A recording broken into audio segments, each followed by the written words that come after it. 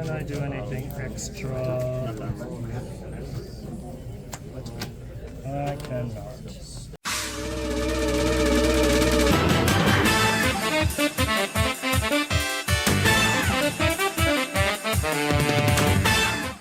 Hey everyone, this is Curb and I bring you another standard match. Today we're going to be taking a look at one of the new decks from set 3, of course that being Shojodoji, and it is going to be going up against what else but Shojodoji. So we do see Shojodoji starting off the game, which is definitely where it wants to be. Honestly, like Stoeirhaja, despite being a deck that requires your opponent to be on grade 3, doesn't actually mind going first because it is a very aggressive and rushy deck, and in some cases it really can keep up with a lot of the early game aggro decks that are currently dominating this format. Anyways, getting into the match, we do have the grade 1 Shojodoji kind of just super high rolling there, getting two Sukiodachis, one putting it into bind and the other one into soul. Of course that does trigger the Sukiyodachi, which is going to bind it once again and put it into the soul. So we've already got some really good setup going into this early game. So Straw's just going to be swinging in for that 8k. Unfortunately, one of the few bad things about Stoerihaja is, like a lot of Stoeirhaja decks, it doesn't really have that much of a very good early game. You don't play a huge massive grade 1s, and I would also say, especially in this matchup, you don't really want to commit too much to the board. We do see the grade 2 Shojodoji there being able to call out that unprecedented there. Not sure if we're going to use this skill here, unless we probably will unless we forget.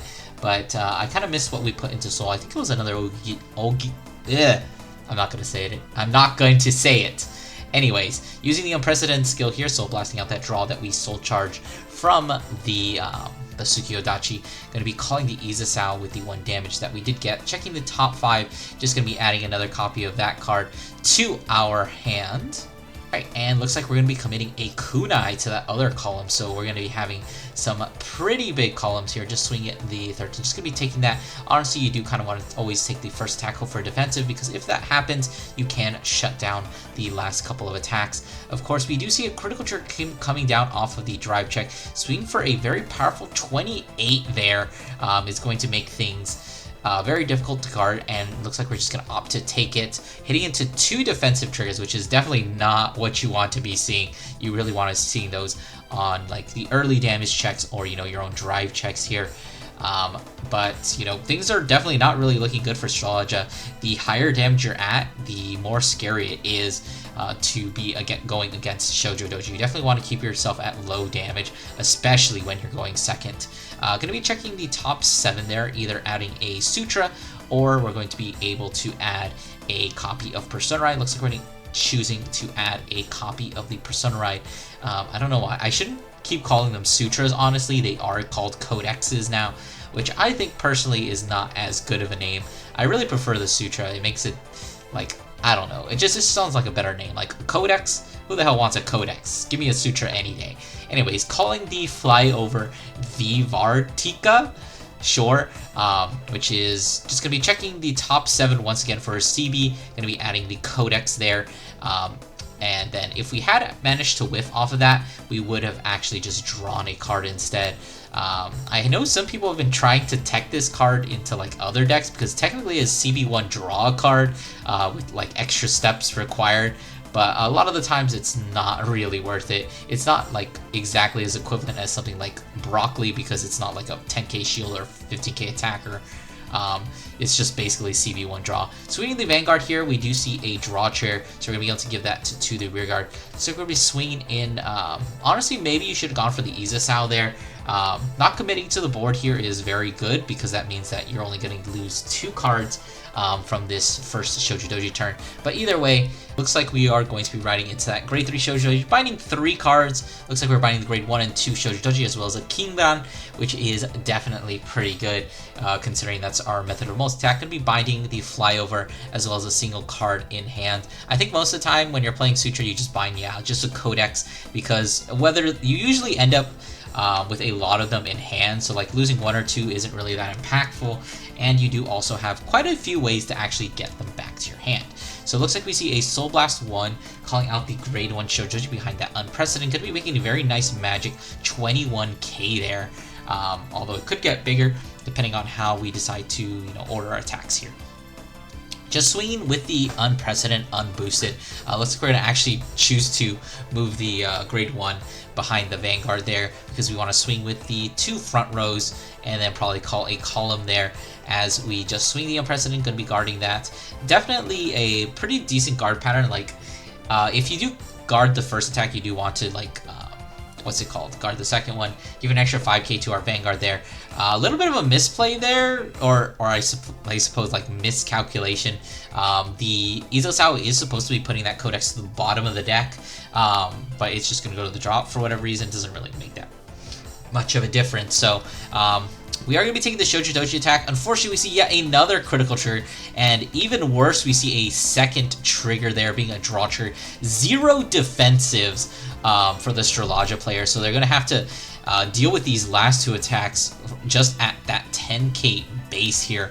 This first attack swinging for 28 is going to be calling for a PG. This other attack also for 28 can be guarded with an over trigger there. So just committing just massive shield value essentially just to survive, thanks to the double critical triggers from the Shojodoji's player on those consecutive turns. Putting the Tsukuyodachi back into the soul is going to bind itself, and then adding back the unprecedented from the drop zone. So Stoeirhaja's definitely got a lot of work cut out for it. You are at 5. It is super likely that you just die during the next turn, especially if they Persona Ride, unless you manage to actually heal here.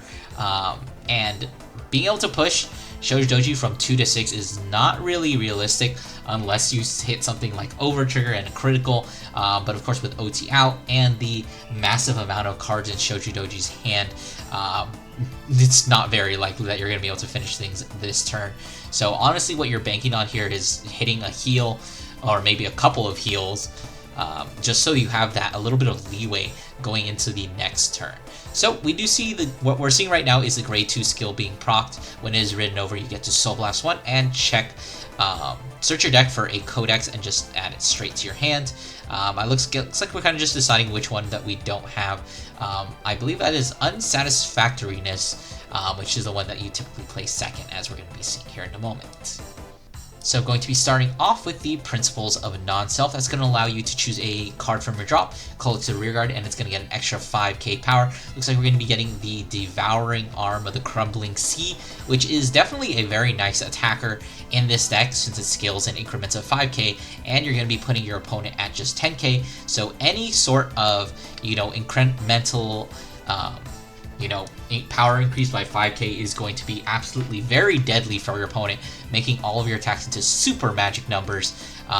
Playing the Unsatisfactoriness to -2 to the Shojodoji, or to 3 to the Shojodoji, and then Soul Blasting 2 to draw a card, and then give the player the skill where all their Vanguards will be getting -1 drive. Calling back out the Flyover that did go back to hand. We didn't see the Ogijishi to put it back to the drop zone, as looks like we're checking top 7. I guess deciding whether we want the codex, and so we're just going to opt for it.